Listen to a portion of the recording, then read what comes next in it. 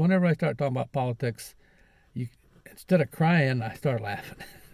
Oh, no, there I did it. Oh, I did it again. Anyway, I'm not going to laugh on this video. I watched the State of the Union, part of it. Some of it I just got fed up and turned off. But I did enjoy watching some of the Republicans in the audience heckle Biden.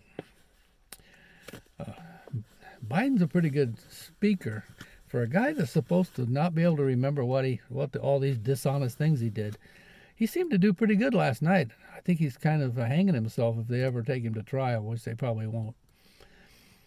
But anyway, I've been watching that, and I watched a bunch of news videos and about pretty much the House of Representatives.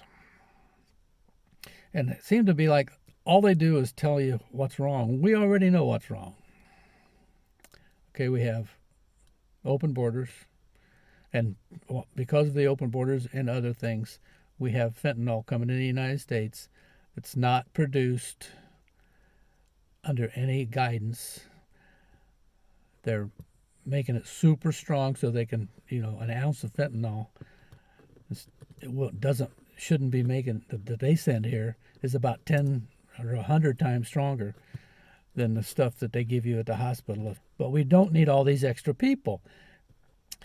If we have to rent 300 huge hotels and feed and house these people, and insult to injury, they're tearing up the hotels, they're dirtying them up, they're throwing the food away. They just don't care. These are the kind of people that come across here. They're not all families that are just trying to get a better life. Some of them don't have parents here to even put a stop to it. So it's pretty intense right now. I don't know what they're going to do. What are they going to do when these hotels just say, I'm not going to do it anymore. I'm not going to rent them out to government because they're just destroying them. In other countries, they've already started. Some people are standing up and saying, I'm not going to rent my rooms to illegal immigrants. It's not going to happen. You're ruining my business. You're ruining the neighborhood. Send them somewhere else, like maybe back where they came from, or they should have took care of this. And then we talk about China. I hear them, they're using slave labor in China. I looked it up the best I could on the internet. That's the only out. I can't go to China and check it out myself. For one thing, they wouldn't let me. But I'm not all against China doing that. These people they call slave labor in China are prisoners. Most of them broke the law to get in prison, and now they're having to work. They're being forced to work. We could do the same thing. That's what we should do.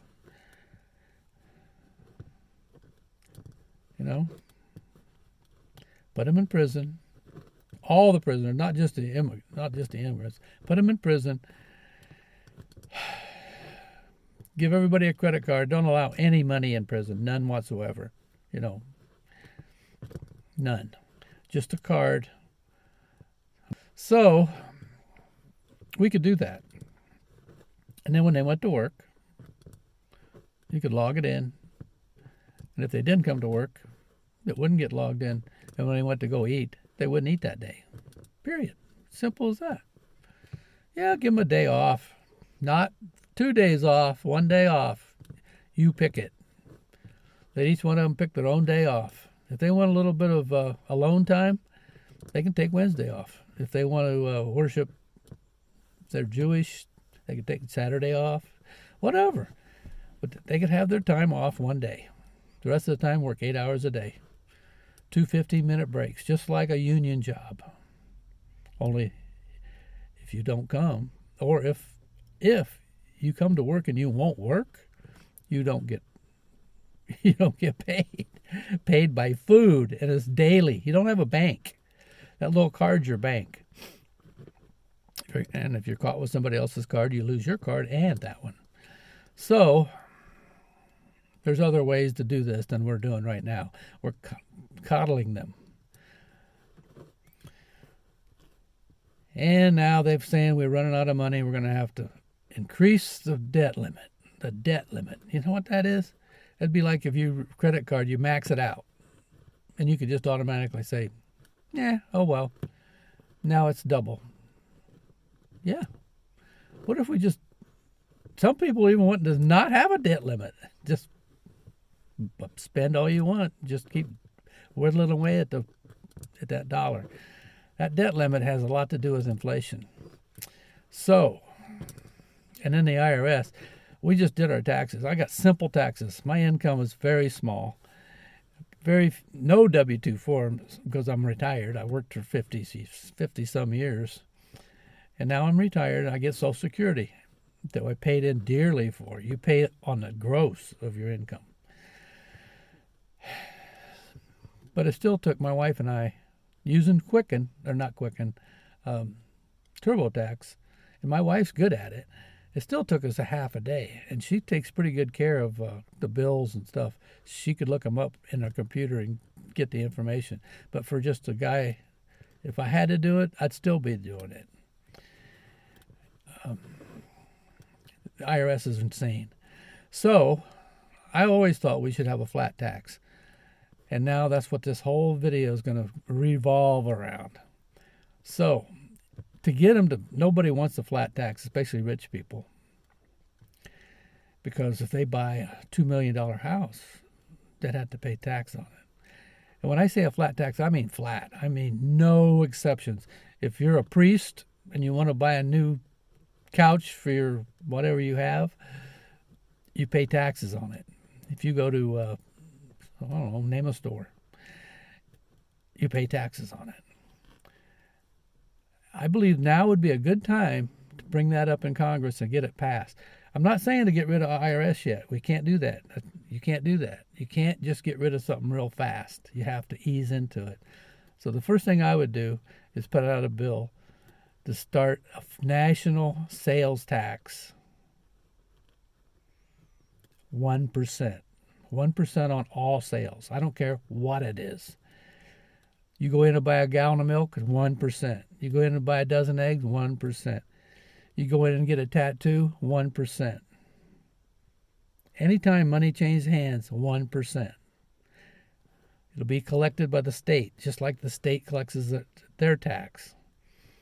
1% across the board. I mean everything. If some importer buys $1 billion worth of I don't know, name it, a widget to put in dollar store, it's going to cost $1.01 because, or every time they buy $1 worth of something, it's going to cost an extra penny. A penny. That's it.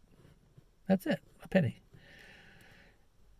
If you're a hospital and you have to buy drugs, it's going to cost you 1%. 1%. 1%. That's it. But 1% on everything, everybody, every time. And if you get caught trying to beat it, you go to prison. And guess what? You go to work. Just like I said. I don't care if you're a billionaire, you go to prison, you go to work.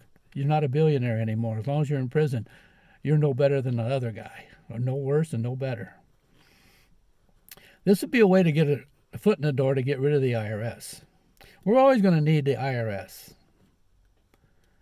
Somebody has to be in charge to make you obey the law. We have to have money to buy these missiles that were sitting in these silos out in Montana. Got to have something for the Chinese to look at with their little balloons.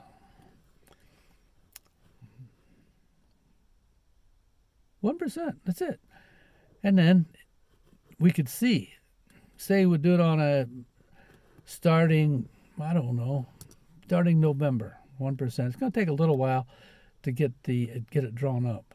We should surely be able to get a tax started, a new tax.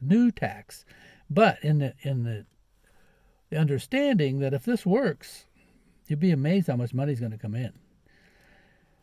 This will be on everything. You go buy a car, $30,000 car, it's going to cost you 1%. Go buy a $1 million house, 1%. You own it for 5 years and you resell it, the next guy's going to pay 1%. You just keep paying it over and over again. money change hands, 1%.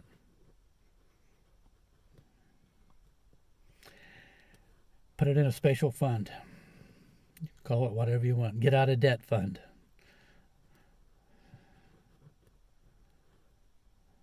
And attach that to make it has to happen in November to increase the debt limit.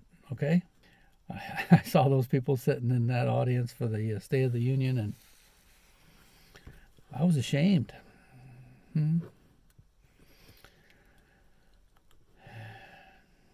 We got people that got in there by lying.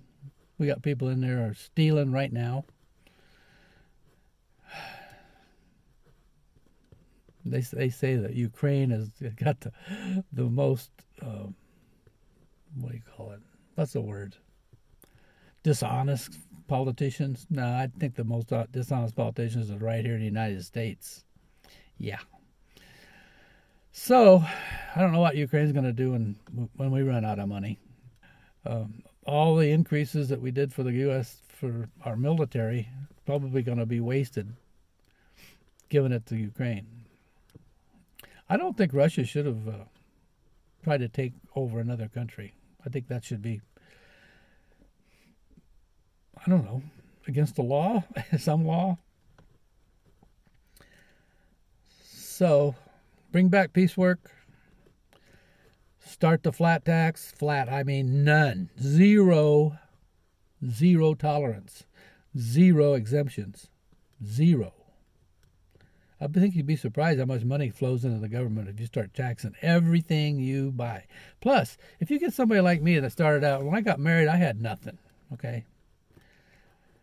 I had very little of anything. Or let's say the first 10 years of my marriage. We had 2 little kids, no real profession, trying to save money. You can't say, right now, with inflation going up like this, how would you possibly save a dime? So go ahead and pass that. Keep the government going, but make something good out of it. Start the flat tax. Sooner or later, they'll see how much money they could get. There won't be very much policing of it. We don't have to collect it. You won't have to fill out. If you could get rid of the income tax, which is a big scam, if you could get rid of it, hey, the year rolls around, nothing changes. Nothing changes. Nope. Nobody gets exemptions. Nobody's better than the other person. 1%. If that isn't enough, take it to 2. If that ain't enough, take it to 3. But every time you increase it, everybody in the United States, whether they're touring here or visiting or illegally here, is going to pay that 1%. Everybody. Anybody that's working under the table, still going to pay 1%. At least 1%. If you're a corporation and you have to buy $1 billion worth of steel to make Ford or Chevy cars, 1%. Then when you resell it, sell it to somebody like a dealership, 1%. Dealership sells it to me, 1%. Yeah, 1%. 1% compounded is going to be so much money, and take away so much fear from the U.S. government. That's why they don't want to do it. Yeah. How many people have been put in prison because they're trying to beat the tax? You can't put people in prison if I decided I don't have any money and I don't want to pay taxes, I just don't buy anything. The Walmarts are going to collect so much money for the U.S. government, it's not even funny. It's working in states, but it works so well. The other states are adopting it. There's no reason the U.S. government isn't doing the same thing, except the big corporations are scamming you. So if you've got a big tabernacle and you're on TV and you're selling CDs, 1%. If you're the same guy and you buy a limousine, 1%. Go buy a new boat, $500,000, 1%. For a guy like me, go out and buy a Las Vegas hat, another percent on top of what the state charged me. You're already paying sales tax. You might as well get 1% and then give up having to face the tax man. There won't be any more of this, you're going to be audited. No, we won't be audited. The people that sell things will be audited. There's no reason some joker like me, for me to go pay somebody to do my taxes. I mean, there's lots of deductions I don't take because I don't want to deal with it. I just don't want to deal with it. If you go out and buy, if I was just getting married and I wanted to buy a 1-bedroom, 1-bath house for, say, $60,000, even then I'd have to pay 1%. But you know what? 1% isn't going to make or break anybody except the U.S. government. It'll make the U.S. government better.